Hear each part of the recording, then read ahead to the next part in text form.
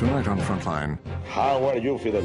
He calls Castro his idol. Very well, thank you, and you? Very well. And the United States an enemy. He's convinced George Bush goes to bed thinking of ways to assassinate Hugo Chavez. To his followers, he is Venezuela's hope.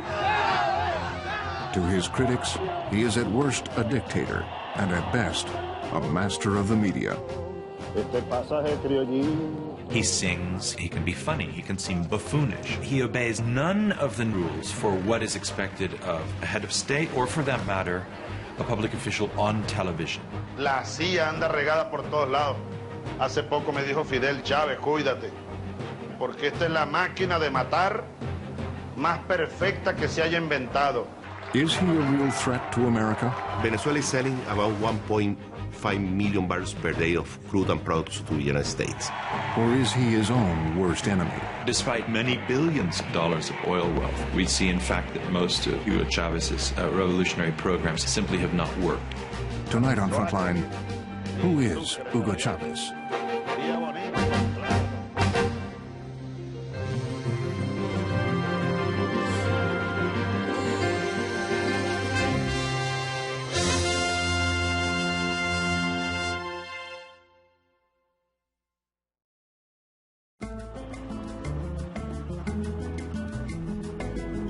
Flying into Caracas, we were worried.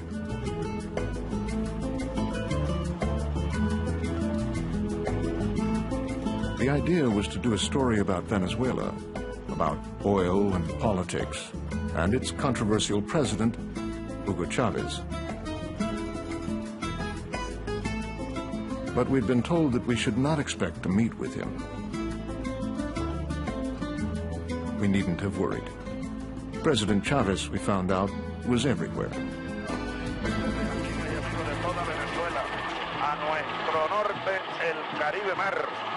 Caracas hacia el suroeste, y ahí está la primera ciudad socialista. Vaya ese aplauso.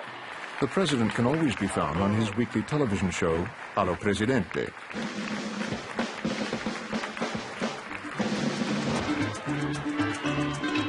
Aló, presidente, número 291, domingo 26 de agosto. ¿Qué tal? ¿Qué tal, muchachos? Aquí estamos, miren, qué maravilla. Every Sunday, President Chavez talks to the people. He lets them in on all his plans, memories, secrets, and pet peeves. Every week from a different place, every week a different subject. Even if to the uninitiated ear, it sometimes all sounds the same. It's not what we would call a presidential address. In fact, it's not easy to explain it at all. Bueno, es un show. Well, in the first place, it's a show. That's how it's advertised in the press, as a variety show.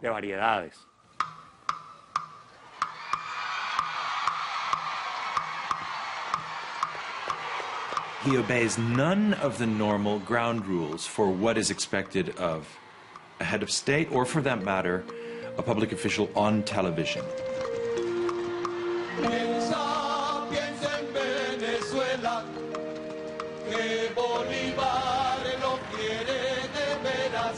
He tells stories about his youth, he sings. It starts when the president decides it starts, and it finishes when he's ready to finish. It has no timetable. Aló, presidente número 295. ¿Cómo están ustedes, amigas? ¿Cómo están mis amigas y mis amigos este domingo bonito? It has a rough script, but it's basically the president improvising. Yo ya me imagino los cerros de Caracas dentro de 5 años, dentro de 8 años, dentro de 10 años. Y puede pasarse 5 horas. 5 hours go by. He is entertaining, affecting, confronting. He always keeps the tension. Yo insisto, mire, aunque me quede mudo de tanto hablar, pero nunca me cansaré. Aunque sude y sude y sude, aunque pase 1000 horas en 1000 aló presidente, pero estamos en una oportunidad irrepetible. Chavez is easily caricatured because he can be funny, he can seem buffoonish on his hello presidentes. He sings, he gets involved in wordplay, he goes on too long, he does all of these things in public. He's probably the world's first virtual president in the age of the communication revolution. La llanura me mandó que le cantara a Caracas algo que fuera bonito. Y yo le voy a cantar. Hugo Chavez started his program on March 2nd, 2008 at 11 in the morning with a song. He walked the empty streets of Caracas with his Minister of Interior and the mayor of the city. Cuando por el llano andaba, cruzando cielo y sabana, ese ilustre y gran señor. This week's program was about security, or rather the lack of it, in the city of Caracas, and it went on calmly for 2 hours. Then, at 1 o'clock, he began complaining about Colombia bombing a guerrilla camp in Ecuador the day before, killing an important Colombian guerrilla fighter, Raúl Reyes. Mataron al número 2 de la FARC, a un buen revolucionario que fue Raúl Reyes. Lo conocí personalmente. Lo conocí personalmente. He then made it clear what he thought of the president of Colombia, Álvaro Uribe, who ordered the bombing. El presidente Uribe es un criminal. Es un criminal. No solo es que es un mentiroso, un mafioso, un paramilitar, y dirige un narcogobierno, y dirige un gobierno lacayo del imperio norteamericano. Es un subordinado de Bush. Uribe hace lo que le manda hacer Bush. In fact, Chavez thought that President Uribe was so objectionable that at around 1:50 he ordered a surprise general to send 10 battalions of troops, together with tanks and fighter jets, to the Colombian border. Muévame 10 batallones hacia la frontera con Colombia. De inmediato.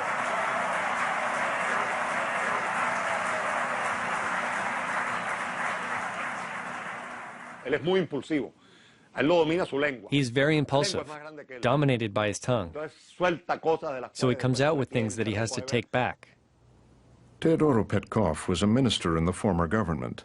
Once a communist, he's now the editor of a left-wing paper called Tal Cual. Él dijo un día, vamos a salirnos del Fondo Monetario Internacional. One day he said, we're going to get out of the International Monetary Fund. ¿Dónde encontró coraje? Someone, I don't know where he got the courage, Se lo debe haber dicho con un hilo de voz. said, President, if we get out of the monetary fund, La deuda pública, que the son public 30 debt is going to be $30 billion, and we have to pay the next day, tenemos que pagar unos and we don't have the money. no Well, he never talked about it again. As for the war he'd declared on Colombia, 5 days later at a Latin American summit, everybody shook everybody's hands. The war was over.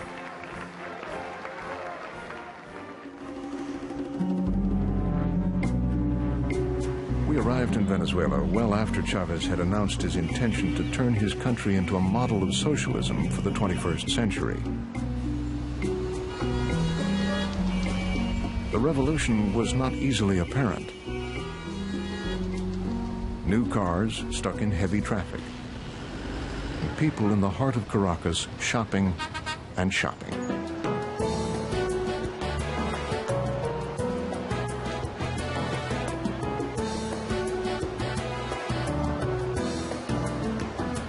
The president did not seem to approve.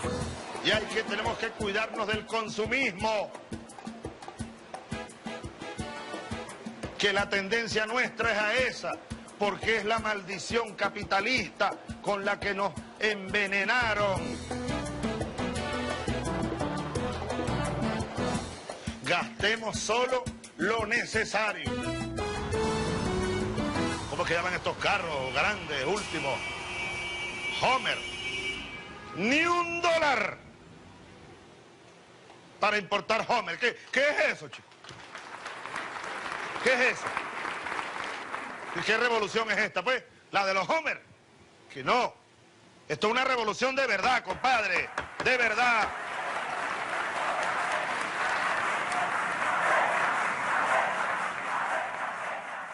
¿Cuál de todos los Chávez que Which one of all the Chavezes we know is most authentic? Y yo tampoco lo tengo. I don't have an claro. answer. Creo que cada vez va a ser It's becoming más harder to difícil, say. Porque Chávez es un mito en construcción. Chávez Because está Chavez is a myth in ahorita, progress. En este momento, entrando como en el territorio He's entering del into mito y mythic el territory. mismo, creo que se ve I think he sees himself as being different. He wants to be a legend. Chavez grew up in Barinas, on the Llanos, the plains.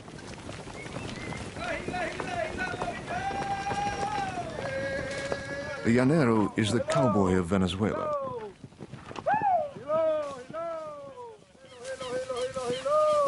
The llanero is a man on a horse. He's a man who really lives on his horse. The plains are the center of almost all our legends and myths. The llanero likes stories, and he likes to construct mythologies. Chavez is a classic llanero in the way he talks, how he combines truths with half-truths. It's a little like the genre made popular by Garcia Marquez, magical realism or fabled history. Rafael Simón Jiménez, a former vice president of the parliament until he broke with Chavez, grew up in Barinas and knew the Chavez family well.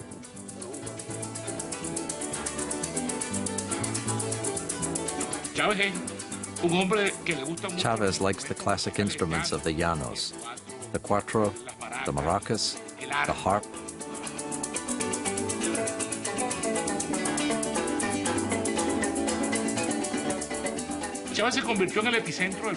Chavez became the center of the life in town because he organized the parties. He organized the dances. A typical man of the Llanos. Politics was not part of his life. He always had a liking for baseball, the most important Venezuelan sport.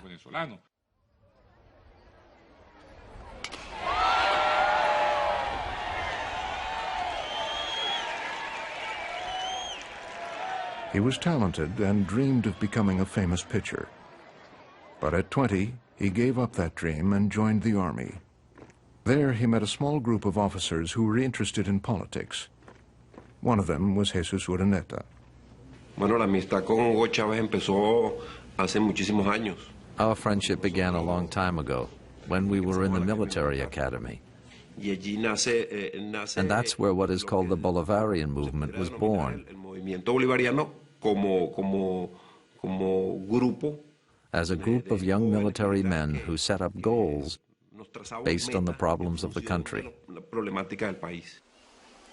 They called it the Bolivarian movement, after their hero, Venezuelan-born Simón Bolívar, liberator of South American republics from Spanish rule. They said they wanted to now liberate their country from years of corruption and inequality. The poor of Venezuela streamed out of the shanty towns on the outskirts of the capital after hearing of price rises in transport.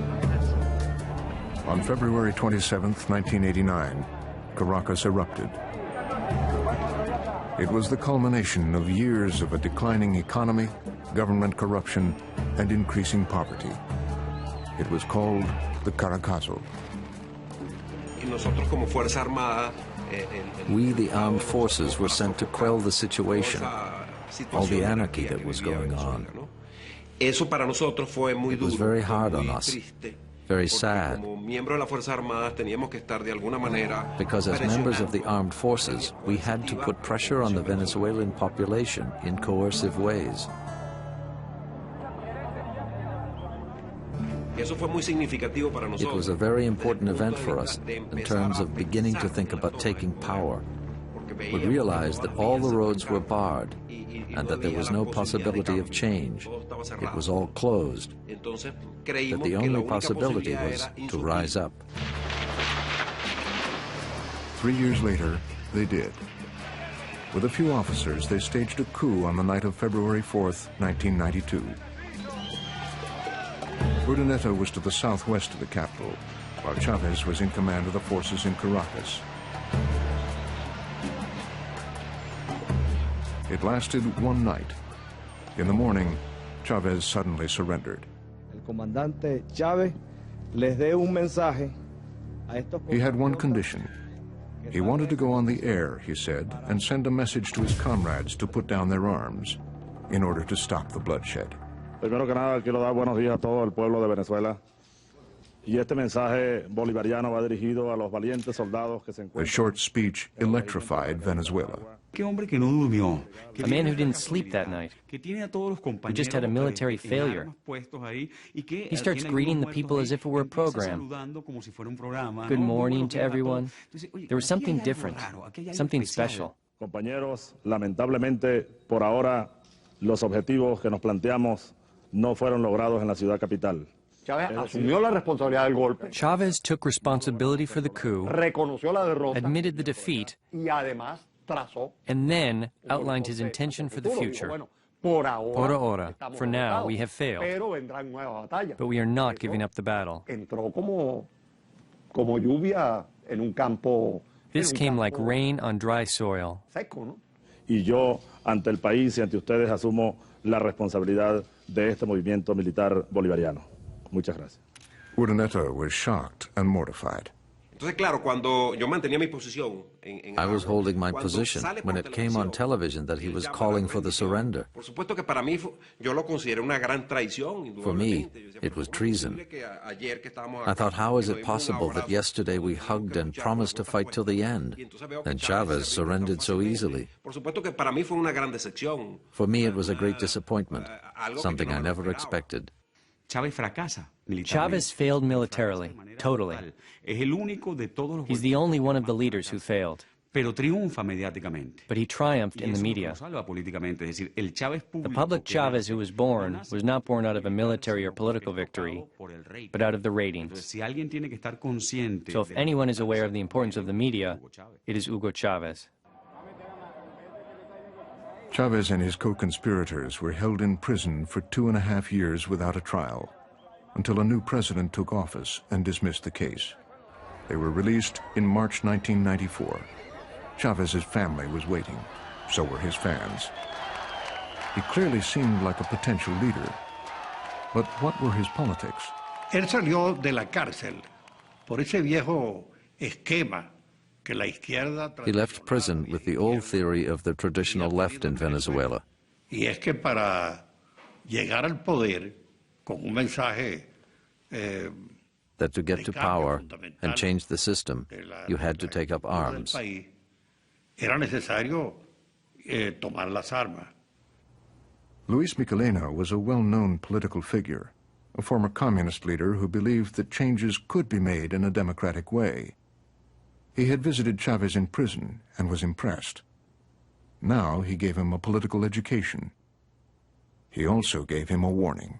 Que si él lo que quería era una revolución. If Chavez wanted a radical revolution Cuban style, or was thinking of installing a communist government, that would not be possible in the democratic system of Venezuela.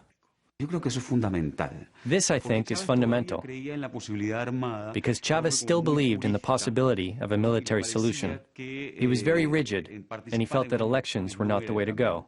And Luis Michelena convinced him.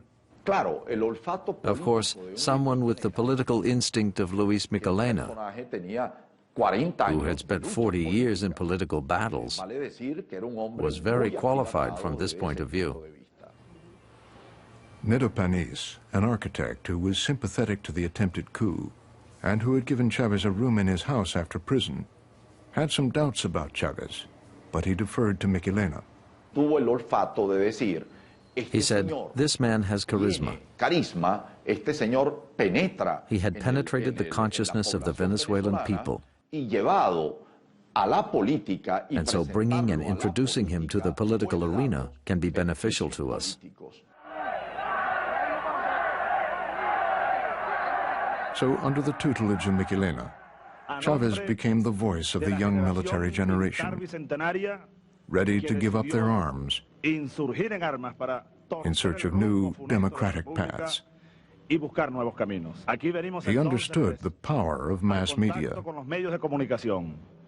Tienen para nosotros prioridad fundamental porque son un arma para la lucha ideológica y un arma para decirle al pueblo las expectativas que todos nosotros tenemos.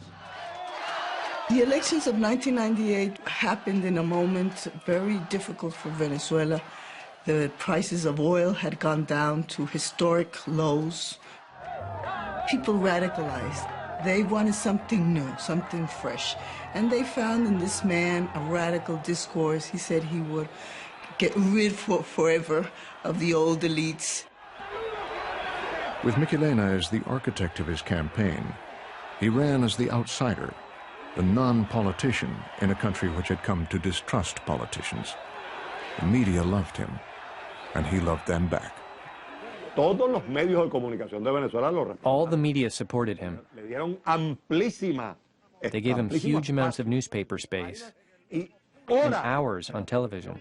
Nosotros representamos la esperanza del pueblo. Es ahí la explicación de nuestra popularidad. He won big.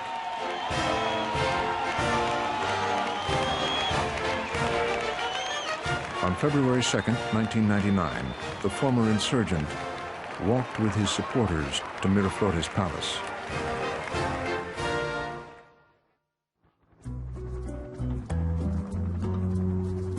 The country that Chavez inherited had the largest conventional oil reserves in the Western Hemisphere. A rich country with a poor society. There were millions who lived in abject poverty. The main challenge of the new government was to share the oil wealth with the poor. It was not an easy task in a country as polarized as Venezuela. Caracas is a city where there are nice homes like the one we're sitting in. And then if we had a view, we would look out to hilltops covered with shacks where people live miserably. And that's the reality here. The democratic majority in Venezuela lives in shacks. And therefore, the populist message and revolutionary message of Hugo Chavez holds a special kind of appeal to those people. Francia Urbina is poor, but she feels she has a mission.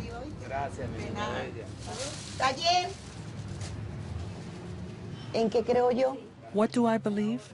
That dreams will become a reality. These dreams that every Venezuelan has. Because there are many others like me. I know that these dreams will become a reality. Francia is a neighborhood leader. She keeps her Christmas lights on, she says, to commemorate the time she had no lights. She is involved in all of the community's problems. No electricity here, no water there. I'm a social worker who helps all the communities. I'm involved everywhere, even nationally. I have influence in City Hall. I have a green light so that I can help those who need it most.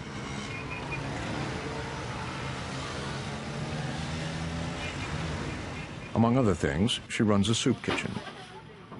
Every day, she and some helpers cook meals for the neighborhood poor. She is now paid by the government, but she had done it before without pay, and says she would do it again if she had to, for the people, and of course, for Chavez. I love him. I love him from top to bottom to the sides. My children get angry with me. Why do you always wear everything red? Red boots, red cap, red shirt? Since the 11th, I started dressing like this.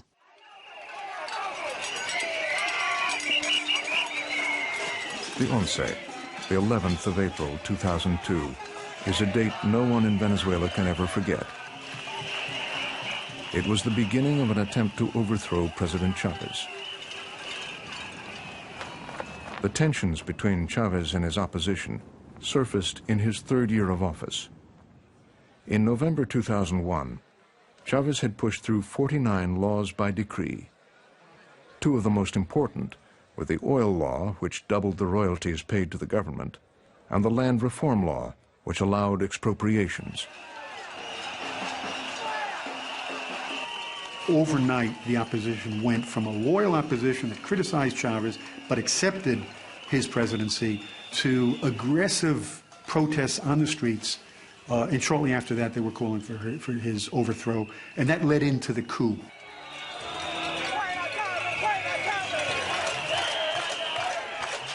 An estimated 500,000 people marched towards the presidential palace. Francia and her friends were watching on television. We were at home, and we had very strong doubts. Almost all the media who were against the revolutionary process were saying incoherent things, things that weren't true, lies. The independent television stations who had once supported Chavez were now vehemently against him. When violence erupted, they gave voice to the opposition against the president, now holed up in the palace. Este llamado es a la reflexión y a buscar un camino de conciliación en torno. Chavez's speech, which was meant to reassure the population, was promptly contrasted with a split screen showing the violence in the streets.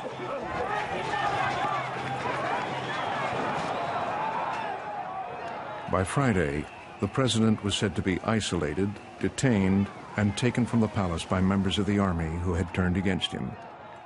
There were rumors that he had agreed to resign. The Inspector General of the Armed Forces announced it on television. We asked the president to resign. His resignation has been accepted. Pedro Carmona, a wealthy businessman, was installed as interim president. All public authorities were dissolved. There were strong rumors that the opposition had the blessing, if not the help, of the United States. Francia and her friends were frantic. We took to the streets. We couldn't take it anymore. We went on foot, unarmed, with only our hearts on our sleeves. Where is our president? Where is Hugo Chavez'Show? Everybody was going for, how can I tell you, for a cause. It was the president. We left the doors open. There were no thieves, no looting. Here everybody was for the leader.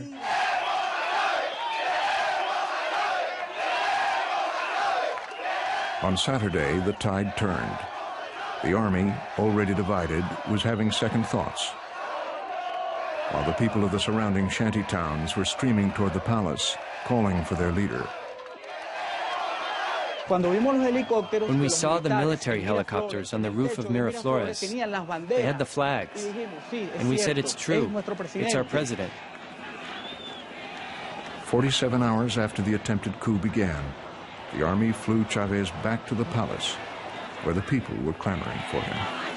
We want to see Chavez. We want to see Chavez. We want to see Chavez. That was so impressive. From the heart. People, adults, old people, the paralyzed, the blind. It was the people. The people had put him there, and the people will keep him there.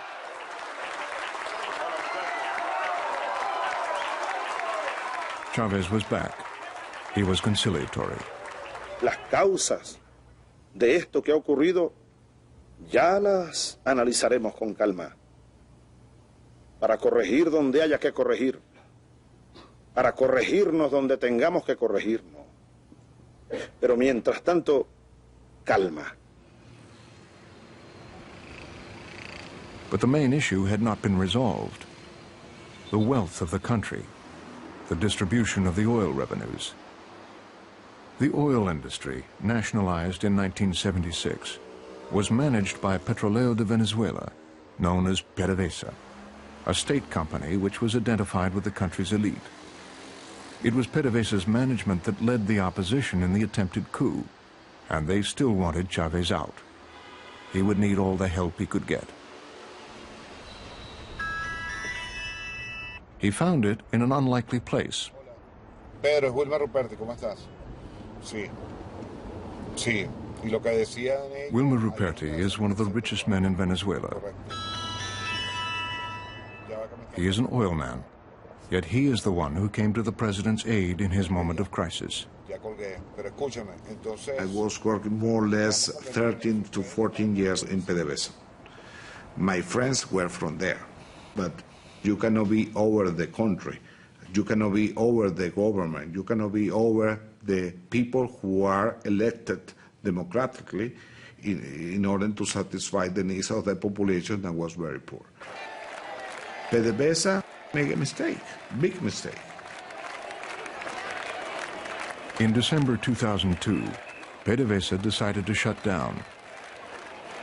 90% of the employees, workers and executives went on strike. They were supported by the country's big businesses and unions. They felt they were so powerful because they were the ones in control of the oil company that they kept on thinking that he would fall the following day, and the president did not fall. The president held on, barely.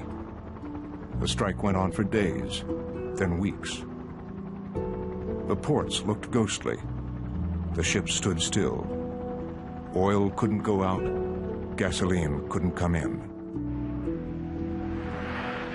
Other parts of the economy suffered. Most factories had to shut down.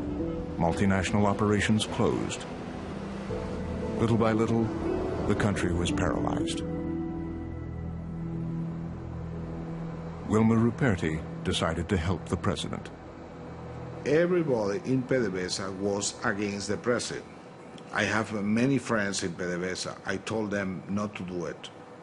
And nobody cares. Nobody cares at that moment about my opinion. And I say, well, I'm sorry, but I have to be against you, and you are my friends, but besides that, I cannot accept that situation. He used his contacts and influence with the shipping companies to rent tankers and ferry gasoline and oil in and out of Venezuela. What I did was bringing the vessels needed in Venezuela to be loaded and bringing the gasoline as well to be consumed by the people. Once the oil began to flow safely, the other tankers joined in. The back of the strike was broken. As for Wilmer Ruperti, he did well for himself. He was decorated by Chavez and went from having one tanker to having 19, from being an unknown businessman to an oil magnate. He is said to have made his money because of his close relations with the government. He denies it. My relation is a standard relation with the government. 25 years ago, I started my business in oil, and I am maintaining myself in oil.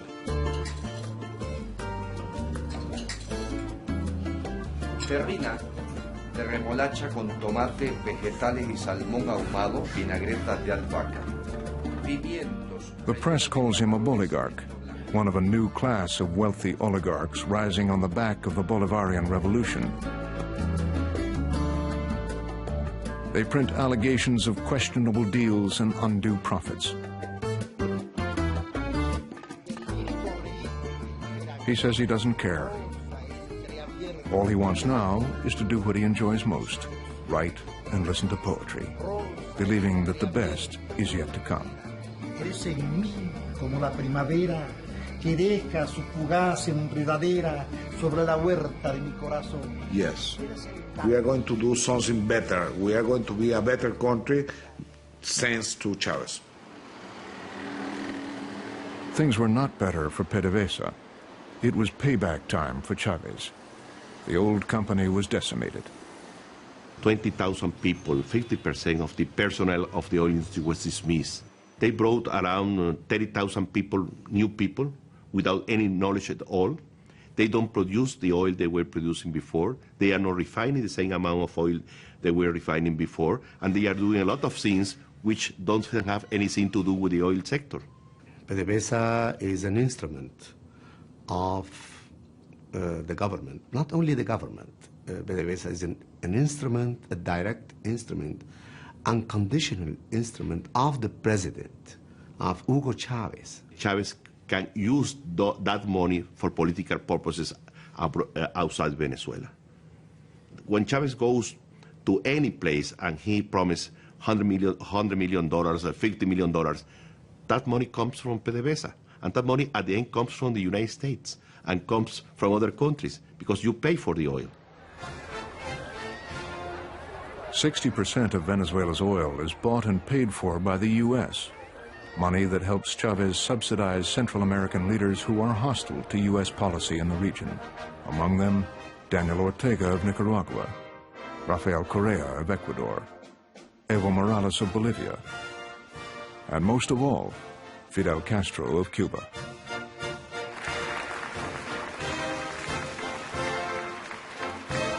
Determined to realign his country away from the United States, Chavez has forged alliances with countries like China, made arms deals with Russia, and embraced Iran.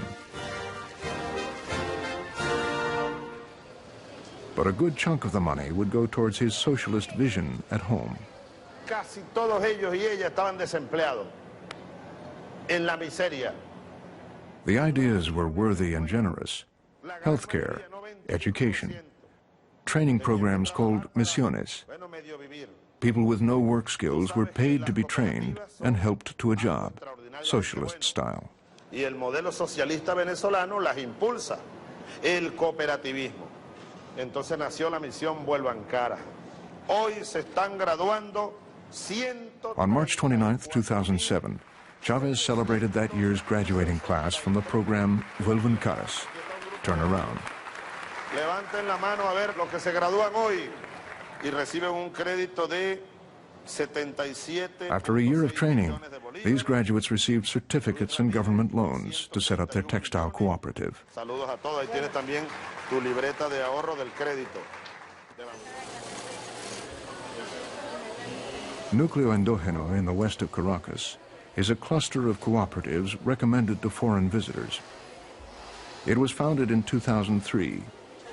There were 220 workers in the textile cooperative when it started. Today there are 105. All women, mostly single mothers. Their average salary is $240 a month, and 75% of the work is ordered by the government.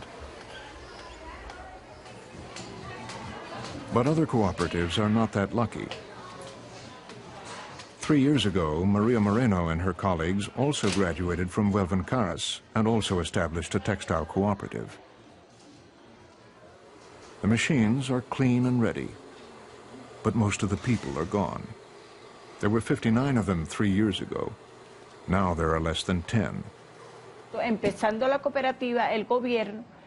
the cooperative began, the government gave us work, the same as the misiones. But afterwards, they no longer gave us any resources or work. They only make about $150 a month. Maria Rengifo says that after 3 years in the cooperative, she still doesn't make enough money to live. I'm among the poorest people in Venezuela. The president has to know, in order to form a cooperative, we have to have income. A major problem is that they know almost nothing about business. At no time did they teach us how to develop a business, how to keep going. Without marketing experience, they are waiting for the orders to come to them. If there's no more work, busted. In Venezuela, we say that, busted, without friends and without money. Entonces yo digo que el presidente, insisto, que el presidente Hugo Chávez Frías. So I say that President Hugo Chavez Frias, Venezuelan, has to advocate for the cooperatives. He has to know what's going on. Why aren't they working? Why aren't they producing? Why isn't there anything to produce? This is a society that has no auditing. There's no idea how much money is being spent. We don't know the real results of cooperatives, what they produce or don't produce. We only know what Chavez tells us. But Chavez doesn't tell, and perhaps doesn't even know, what's really happening in his programs. In October 2007, the first stage of an ambitious housing project in a place called La Suiza was completed. It was celebrated on A lo Presidente. Buenos días, Presidente. Nos encontramos con la comunidad del sector La Suiza. The Minister of Housing introduced the project as part of a plan called the Gran Caracas. The Minister of Mines expressed the gratitude of the community who, for the first time, had access to decent housing. He proclaimed the houses awesome.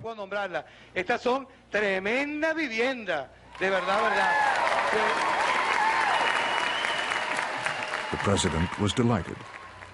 Las nuevas villas, las nuevas comunas, Diosito mediante, toda Caracas estará así.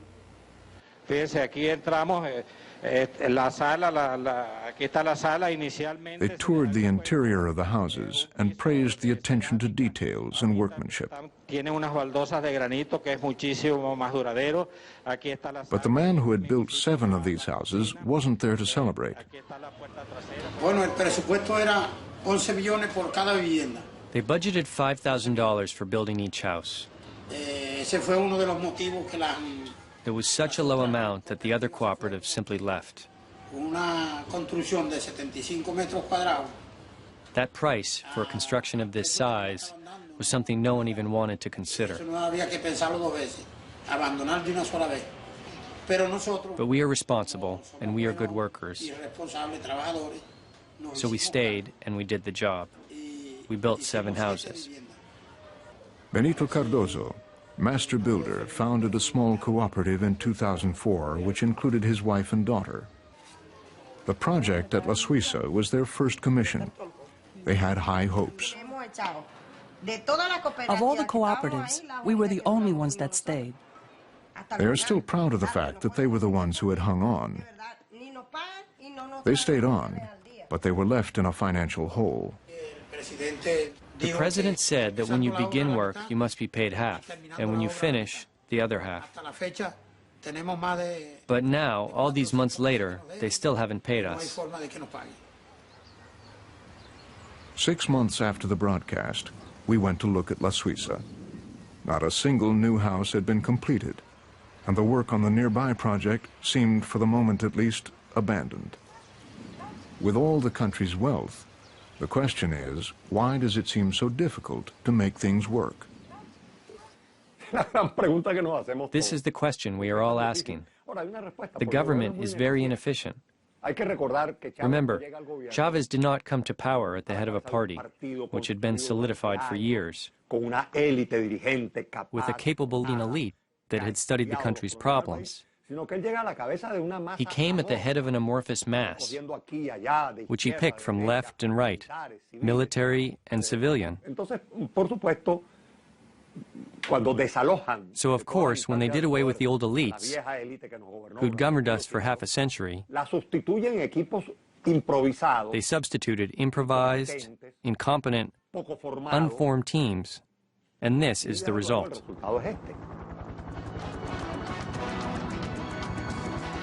As for the president, he never stops looking for solutions.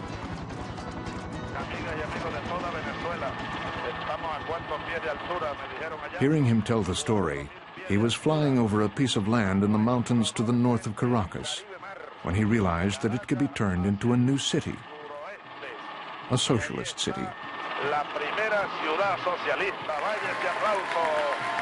La primera ciudad socialista que está naciendo. He devoted his Sunday program on July 22, 2007 to the new city and the eventual relocation of the people there. The first residents to be moved, according to the plan, would be from Federico Quiros, a shanty town in the north of Caracas. Nelson Mora is an activist in the barrio. He firmly believes in the president and his policies. We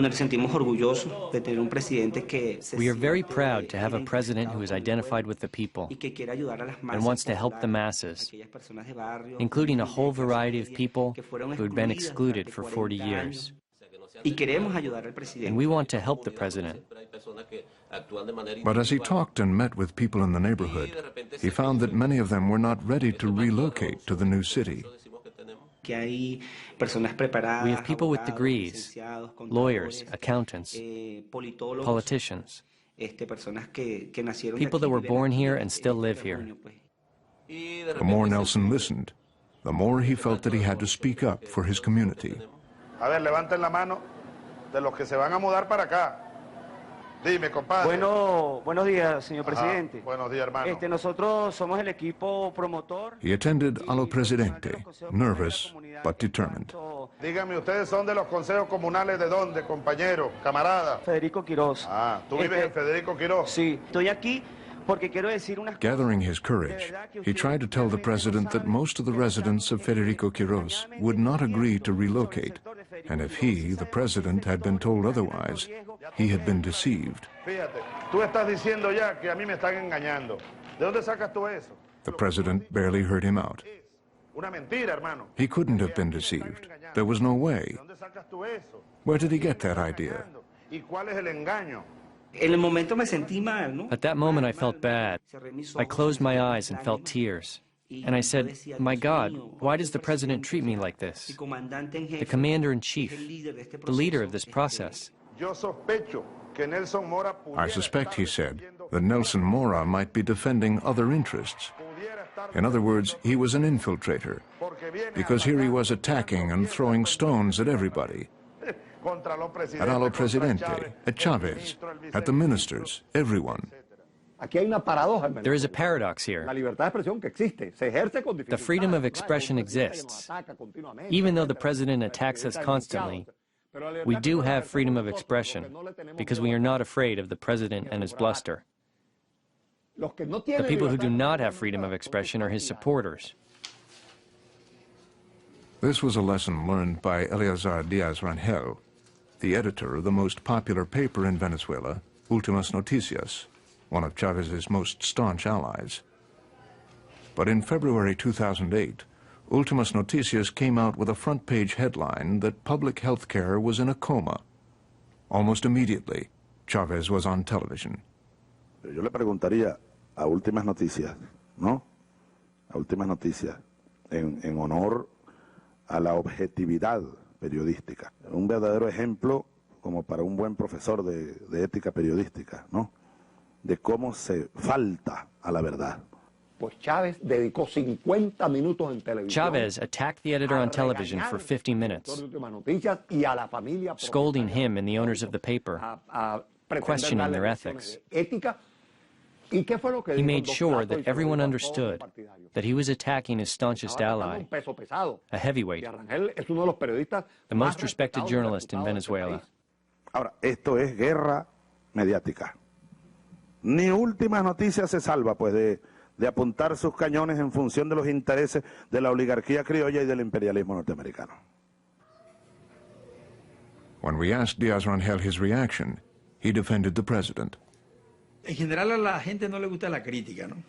Es una conducta humana, parece. People don't like criticism. It's human nature. Como él tiene todo un mundo de crítica en los medios de comunicación, la oposición, etc. And since the president is always criticized by the opposition, de su lado o del lado de gente que la hace sin ninguna when he hears intención, criticism from his own side, even with no bad intention, he looks at it in the same way as if it is said by the opposition. De la oposición. Ninguno se atreve a esbozar la más mínima crítica. No one dares to voice the slightest criticism of the government, not even Diaz Rangel. Y además el mensaje está muy claro. So the message to his followers was, if I do it to Rangel, who is the editor of one of the most popular papers in Venezuela, who is my friend, I am capable of doing it to others. And he has. Saludamos al nuevo ministro de Interior y de Justicia, Ramón Rodríguez Chacín. Bienvenido de nuevo, ministro de Infraestructura, ratificado. Chavez has made over 130 changes to his cabinet in the last 9 years. Ratificada. Felicitaciones, Yubirí. January 2008 was the 6th major reshuffle. Felicitamos. Ratificado. They would all become familiar to the people through their required weekly participation in A lo Presidente. Jesús Mantilla, ministro para la salud, ratificado. You can't be a member of the team who says, you know what, I don't want to go to A lo Presidente this week. I've got serious things to do down at the ministry. Can't say that. Because the next thing that happens is that, you know, they change the locks on your office door and your desk is cleared. José Ramón Rivero, ministro para el Trabajo y la Seguridad Social. I once asked the minister what he felt about being forced to listen to Chavez's speeches for 5 and 6 hours at a time. And he just grinned and he said, no comment. Nicia Maldonado, ministra para los pueblos indígenas, ratificada. Many of the ministers only see the president at the broadcasts, where they have to come prepared for any question thrown at them on live television. Bueno, nosotros tenemos todavía para este año un recurso, David. Por entregar al presidente 1,4 billones de bolívares aproximadamente. ¿Cuáles son esos 7, Mantilla? Nómbremelos rápido, por favor. Some make it, others don't. Que hemos visto cómo sus ministros tiemblan. We have seen how the ministers tremble at the possibility of being questioned during the show. Something the president will do. Mi comandante, en Aragua tenemos en el municipio Antonio José de Sucre 1. No me diga los municipios, no hace falta. Aragua 1.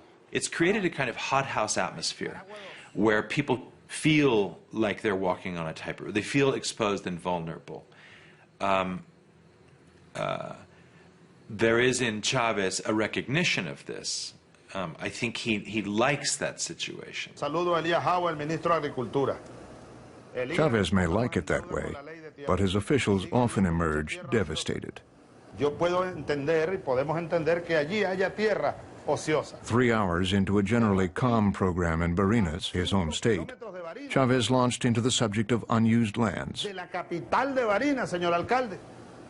No one would come out unscathed. Señor secretario de Estado, señor general comandante de guarnición, ¿cómo es que ustedes permiten esto? Yo no sé cómo lo permitimos. ¿Dónde está el presidente del Instituto de Tierra? ¿Cómo es que tú permites esto? ¿Cómo es? Explícame, a ver. Ciertamente, comandante, en la agenda de la ¿Qué es lo que está pasando? ¿Tendré yo que venirme yo mismo a tomar estas tierras? No, comandante. ¿Cómo hacemos? No hay ejército. ¿Dónde está el ejército aquí? ¿Dónde está la gobernación? ¿Dónde está el Instituto de Tierra Regional? ¿Dónde están ustedes, pues? No hay nada aquí. Soy yo el que debo venir aquí a tomar la tierra. El programa dominical del presidente se convierte no solamente The President's Sunday Show becomes not only a place where decisions are made, sino un espacio en el que se exhibe but a place where decision-making is exhibited, showing how the President makes the good decisions while the ministers make mistakes.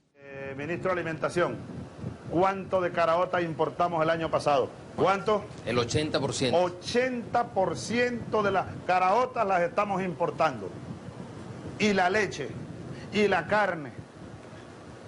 Eso no se puede. Es un mecanismo, es un dispositivo para preservar al presidente. It's a mechanism, a device to keep the president from bad decision-making. Porque quien aparece siempre como culpable, those who always appear guilty of the mistakes are the ministers, que son juzgados por el propio presidente, who are judged by the president in front of 15 million viewers. De espectadores. Loyo, ¿cómo hacemos? Dime.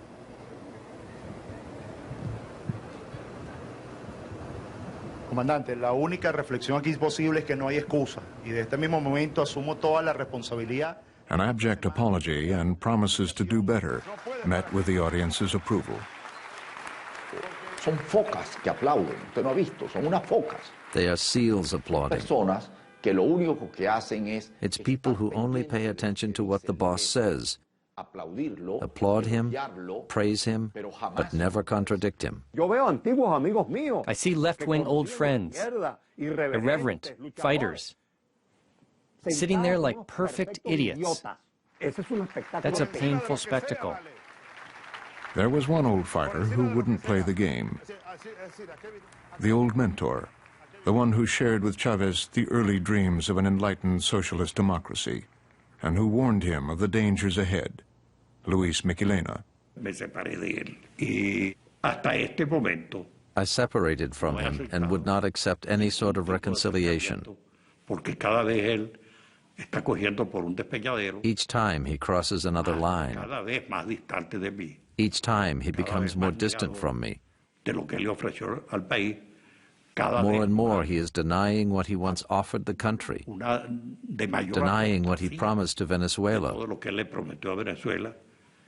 this country of ours that has been subject to one of the most spectacular frauds known in history.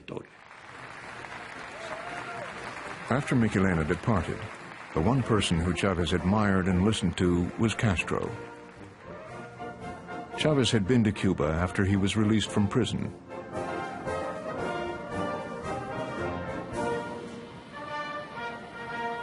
Then he went back as president in 2000 with his wife at his side. He made a speech at the University of Havana. Journalist John Lee Anderson was in the audience. Fidel, Raul, and the other members of the Cuban Politburo listened in rapt attention to Hugo Chavez as he spoke about his plans, about his hopes for revolutionary union in the Americas, for a new kind of relationship between developing countries and the great powers of the world. And Fidel was probably thinking to himself, where was this kid 30 years ago when I needed him, you know? Oil-rich, willing to build revolution, willing to turn Venezuela into an ally of isolated Cuba.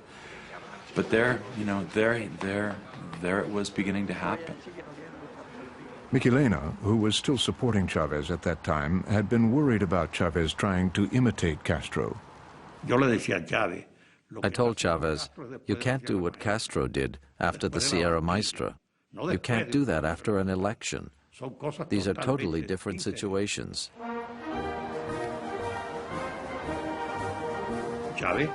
Chavez did not have a clear idea of the difference between a revolution and a social transformation, with different changes and reforms that the country really needed at that time. They were united by ideological affinity, hostility towards the U.S., and affection for each other.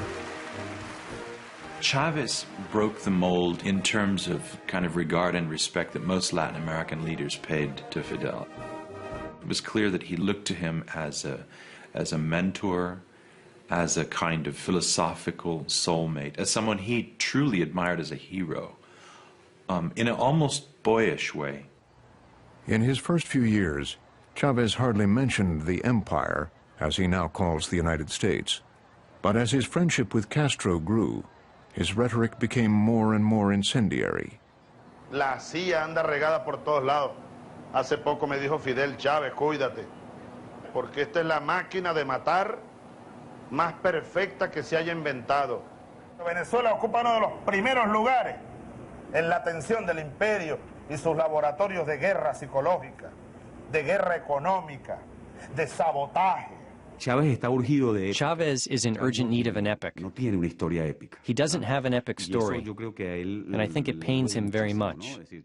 Chavez didn't get to power by toppling a dictator. He hasn't been invaded by anyone. He's yelling at Bush to see if he gets a response. He needs great enemies, because you can't maintain such high verbal temperature and keep saying, I'm a great revolutionary, if you are not dangerous. And he's absolutely convinced that, or appears to be anyway, that George Bush goes to bed every night thinking of ways to assassinate Hugo Chavez. ¿Ustedes creen que es casualidad que el mismísimo George Bush, el presidente imperial, haya dicho, atacándonos a nosotros, diciendo que somos unos terroristas? It's only a matter of speeches. Big speeches, nothing happens. You know why? Because Venezuela is selling about 1.2 5 million barrels per day of crude and products to the United States. Most of the crude oil which goes to the United States is heavy crude. That heavy crude is processed in some special refineries in the United States, and that crude cannot go to other places. Then Chavez cannot cut the supplies to the United States. If Chavez cuts the supplies to the United States, he will remain in power few weeks. The relations with Castro became even closer. Seeing the two together in the media became routine. They were seen in official meetings, unofficial meetings, and celebrations.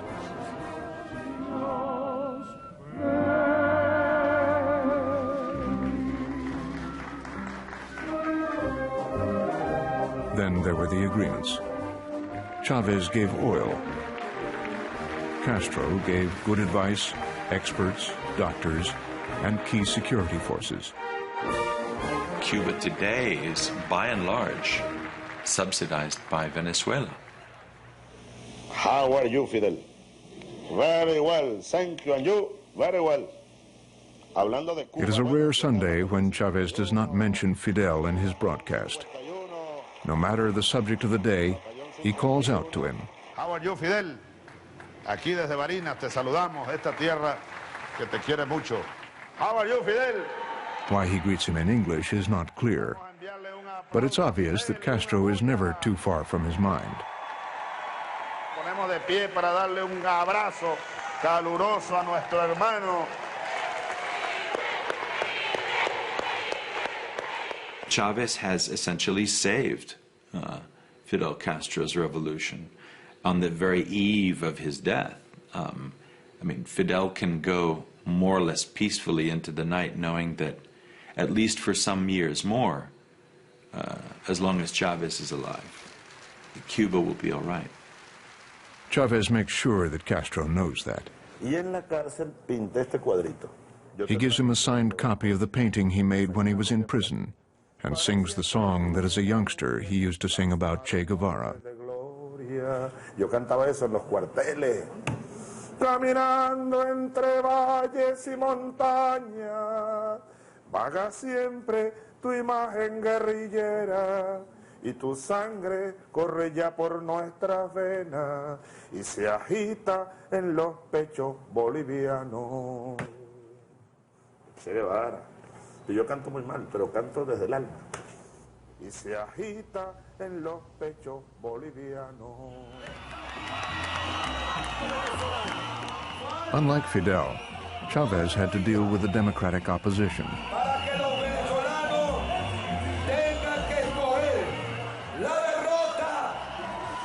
By 2004, they had gathered over 3 million signatures for a petition to recall the president, as permitted by the Constitution.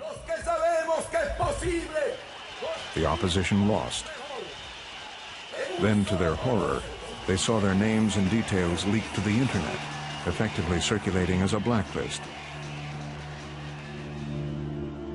Jobs were lost, careers ruined. It was a warning not to oppose the Bolivarian Revolution.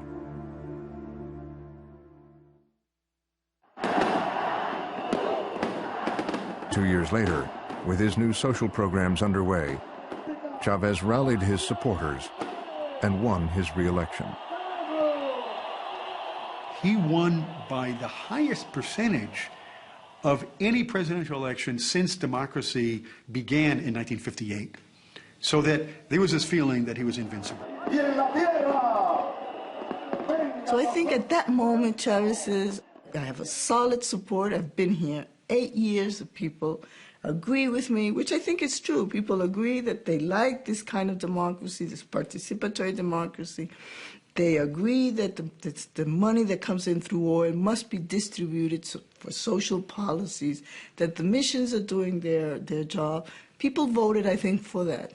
But Chavez had in his head something else besides that. And that idea that he has, he begins to develop it in 2007. The idea was a further turn to the left, to be carried out through a reform to the Constitution. He also found an opportunity to silence one of his most vociferous critics, RCTV, Radio Caracas Television. que esa concesión es eterna. Se le acaba en marzo la concesión de televisión. In the spring of 2007, Chavez announced that the 20-year broadcast license for RCTV would not be renewed. He made no secret of his feelings. Nueva concesión para ese canal golpista de televisión que se llamó Radio Caracas Televisión. Se acaba la concesión. Ana Jesús es la número 70, pero la vida le hará una jugada. Chavez saw RCTV as a political opponent. His supporters saw it as the channel on which they saw their soap operas in the evening. Porque camino a la meta, se enamorará de ella. And the fact that Chavez was able to close that down without taking into account the needs and the wishes of ordinary people seems to have started people thinking, well, maybe this man is not necessarily, Chavez is not necessarily on our side. The closing was widely unpopular and became a cause for university students who took to the streets in the name of freedom of speech. Ignoring the protests, which were reported all over the world, Chavez went on with his main agenda, the constitutional reform. La línea central del programa de hoy, amigas y amigos de toda Venezuela y del mundo, es la Constitución, la propuesta de reforma constitucional y su esencia. ¿Cuál es la médula? The essence of his reform, according to the president, was a transition towards a 21st century socialism. El pueblo venezolano, el poder popular. The slogan was popular power. 69 articles were to be modified, some of which would make fundamental changes to the Constitution. Miren, lo que va a ocurrir en diciembre es decisivo para la revolución. Decisivo. Porque esta Constitución... The most controversial changes dealt with strengthening the state's involvement in the economy and centralization of power in the hands of the president, who would have the right to be re-elected indefinitely. Solo propongo, ustedes, como dice Daniel, tienen en sus manos la decisión. Estoy seguro que la gran mayoría del pueblo la va a aprobar. Yo no soy dueño de la verdad. Y estoy, por supuesto, de acuerdo en que se mejore, más bien, no es que estoy de acuerdo, clamo, pido que se mejore la propuesta que yo he hecho. That Sunday, the show was attended by members of the international press. Sheung, de Asia Weekly. Ni hao. Ni hao, vamos a darle un aplauso de bienvenida. Aquí está también ciudadano franco-canadiense, Jean-Guy Allard, radicado en Cuba, trabaja en el diario Granma. También está un periodista británico, es decir, de la Gran Bretaña, Rory Carroll. Rory Carroll is a journalist for The Guardian, a liberal British newspaper. He was attending Allo Presidente for the first time. El Guardián. Suddenly, the TV cameras turn on to me, and I can see myself on the TV cameras, and I'm aware that I'm actually on live on Venezuelan TV. ¿Sí hablas español? Bastante, sí. ¿Tú que eres de la Gran Bretaña? No, soy irlandés, de hecho, pero... Ah, eres irlandés. ¿Qué pregunta tienes tú para mí? Well, then he asked me what was my question. Stupidly, and it was stupid on my part, I hadn't actually prepared one, really, so I had to kind of think fast. Entonces, una pregunta sobre la Constitución, el cambio... Rory's question was about the reform, why the president wanted the right to be elected indefinitely while not granting the same rights to the 23 state governors. Good question. Yeah, I mean, fairly straightforward, almost banal question, really. But of course, the answer was extraordinary. Rory trabaja para un diario londinense. Entonces, claro, en Europa hay mucho cinismo. Rory, allá en Europa, donde tú eres, yo creo que Europa... So the answer started off with the cynicism my question had betrayed. The cynicism, not just of me personally, but also the cynicism of the fact of what I represented. And certainly I represented Europe. ¿Qué cosa, no? La Europa. La Europa. La culta Europa. La culta Europa. Y nosotros somos los bárbaros, los indios, los negros, los sudacas. Vaya qué cinismo el de Europa. Chávez el tirano, Chávez el caudillo, Chávez el que se quiere perpetuar. Y allá tienen reyes, compadre. ¿Alguien ha elegido reyes? Te pregunto yo a ti, ¿eligen reyes ustedes? He wanted to know Rory's opinion about royalty. ¿Qué opinas tú de eso? A ver, tu opinión como... Well, mira, repito, yo soy, no soy irlandés, pero soy republicano. Rory replied that he was both Irish and Republican, so it wasn't a system that he wanted to defend. Entonces, pero no importa porque... He also added modestly that it didn't really matter what someone like him thought. Él me responde que no importa porque es sobre este país. A mí sí me importa. And then he kind of looked around to people to go like, did you hear what he said? Did you guys hear what he said? And at this point, my heart sank. I was thinking, oh God, now what's going to happen? And because I was thinking, what did I say? Él viene a decir que no importa la pregunta que yo le hago. No importa, ¿cómo que no importa? A nosotros sí nos importa. Todo lo que pasa en este mundo nos importa, compañero. Nos importa el destino de tu pueblo, el irlandés. Nos importa el destino de los pueblos de Europa. Nos importa el destino de los pueblos de África. Todo nos importa, porque es el destino de los que vivimos en este planeta. Todos vivimos en este planeta. An hour and a half into the show, he came back to answer Rory's question about why the president and not the governors would have the right to repeated re-election. Porque yo lo concibo así. This time, he was more direct. Una concepción política, pues. This was the way he wanted it, Sencillamente, una concepción his política. own political concept. 7 de octubre, pues, vamos a dedicar este programa al pueblo venezolano, al poder popular, a la reforma. For the next few weeks, he would continue to campaign for the reform. Estar enamorado es leer la reforma en la mañana. Estar enamorado es la ra ra ra ra ra ra ra ra ra.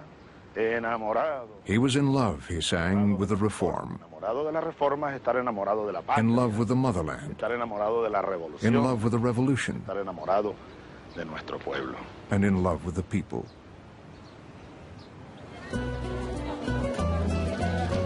But many of those people, his people, were hurting. There were long lines in the government food store, Mercal, which sells price-controlled goods. With the high inflation and shortages of basic foods, there was not much to buy.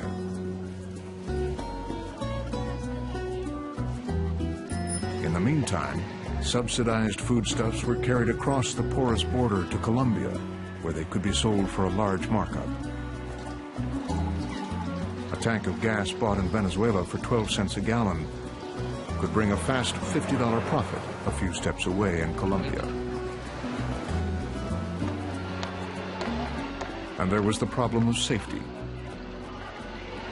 Caracas has had the second highest murder rate in all of the Americas, and the numbers are growing every month, as are the numbers of armed robberies. Bars help sometimes, but not much. I put up the bars for protection, said the pharmacist. Have there been robberies? Every week. Chavez has been criticized that he won't address the problems of crime. He denies it. El problema, uno de los más graves problemas nuestros, es la seguridad ciudadana, el orden público. Hay mucha delincuencia. Es uno de los grandes problemas del mundo capitalista. También me han atacado por ahí, no, que Chávez no le hizo caso en la propuesta al problema de la seguridad ciudadana. ¿Cómo que no? Si esto está pensado exclusivamente en esa dirección. In the meantime, there have been kidnappings and murders, especially in the border towns. There were over 2,000 kidnappings in the last 9 years, almost all for money. Porfirio de Villa is a veterinarian. 2 years ago, his father, a farmer, stepped out of his house in the morning and didn't return. The family received calls asking for hundreds of thousands in US dollars, which they didn't have and couldn't get. Then the calls stopped. The father never came home. En todo ese tiempo nosotros no habíamos recibido ni llamadas ni apoyo. And in all this time, we didn't get one call or support from any politician O persona de la cual or anyone who should be responsible for our security in an official manner. somos solo cifras, solo números, solo estadísticas. We are only ciphers, numbers, statistics. Me da mucho dolor It gives me great pain to tell you on international television Venezuela no es nuestra. that Venezuela is not ours. Venezuela se ha transformado en Venezuela has been transformed into a region of crime, a region where life is worthless, donde hay 100,000 homicidios, where there are 100,000 homicides a year, and we are not even at war. 1,600 secuestros. 1,600 kidnappings, and we are not at war. Y nuestro gobierno dice que es socialista, pero los pobres Our government is socialist, but it's the poor who are unimportant. porque no asesinan. They don't assassinate the rich, they assassinate the poor.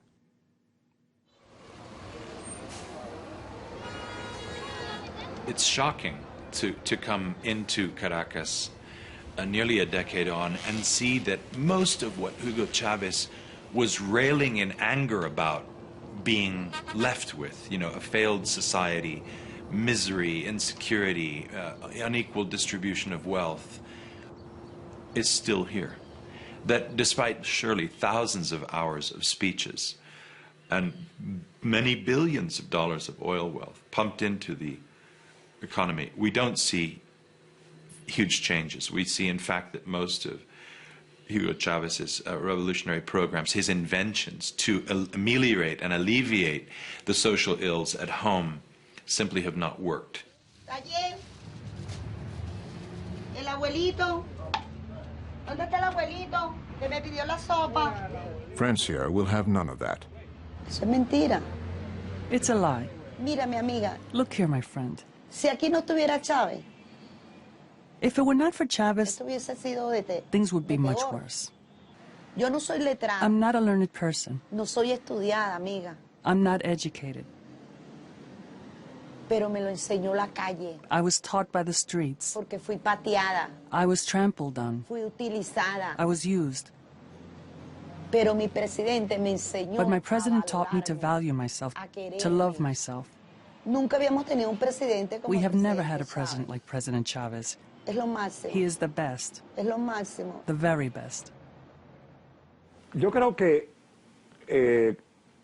la historia va a tener que reconocerle a Chávez. I believe that history will have to acknowledge that Chavez has turned the social question into the great Venezuelan theme, Tema venezolano, el issue más the most important issue of the country. Porque en los 20 años anteriores a Chávez, In the 20 years before Chavez, empobrecimiento que vivió el the país, terrible impoverishment that took place in this country, until 60% of the people were poor, eso había desaparecido del radar de los partidos políticos. simply disappeared from the radar of the political parties that had governed Venezuela for half a century. Chávez rescató el dolor. Chavez rescued the hidden pain of an impoverished country and put it on the table. Y hoy, en el And discurso today, in any político, political empresarial, discourse, cultural, o el que sea, commercial, cultural, or any other, el tema de la pobreza y de la lucha the contra theme la of pobreza, poverty is essential, eso se le debe. thanks to Chavez. It was voting day for the reform that would allow Chavez to be re-elected indefinitely. The two sides were hopeful.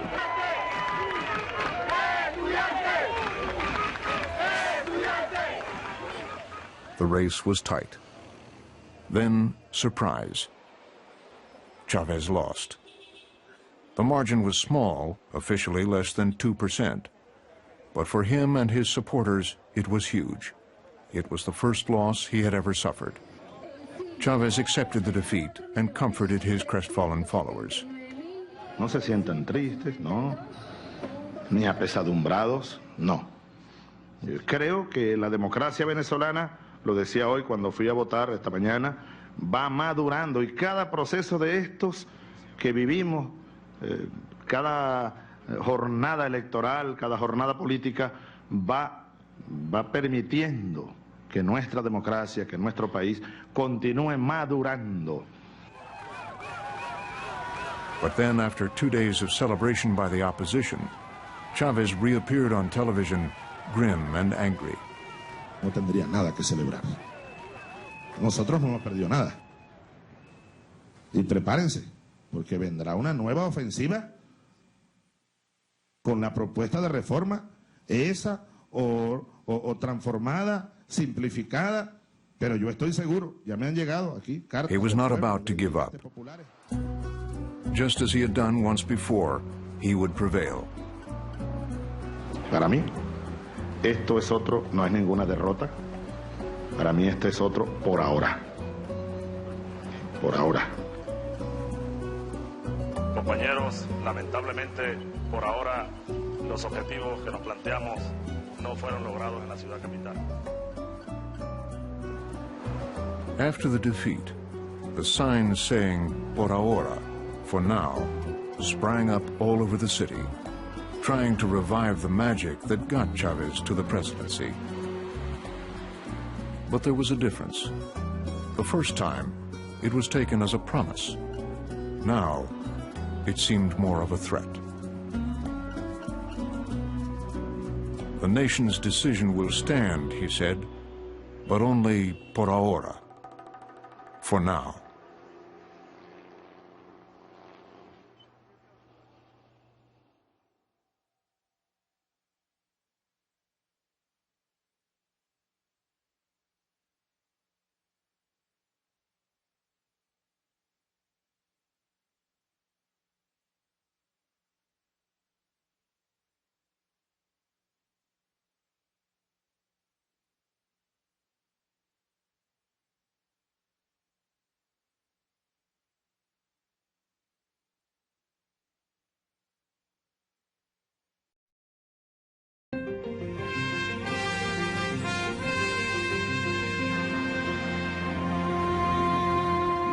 There's more to discover about Hugo Chavez on Frontline's website, where you can watch the program again online, in English or in Spanish. Una revolución de verdad, compadre, de verdad. Read an interview with the film's producer, Afra Bikel. Puede pasarse 5 horas y es entretenido. Explore her interviews with Chavez associates and others who have closely observed Chavez over the years. Oil-rich, willing to build revolution. Rid forever of the old elites. Thinking of ways to assassinate Hugo Chavez. And then join the discussion about this program at pbs.org.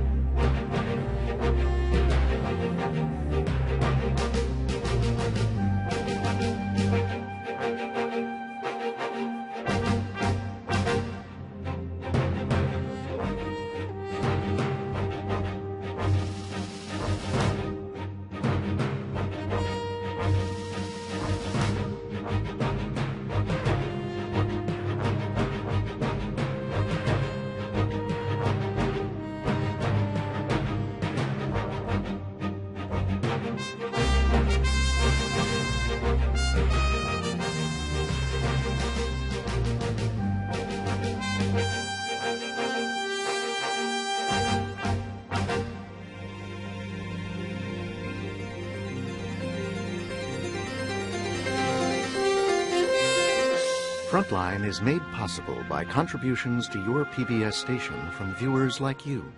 Thank you. With major funding from the John D. and Catherine T. MacArthur Foundation, helping to build a more just world. And additional funding from the Park Foundation.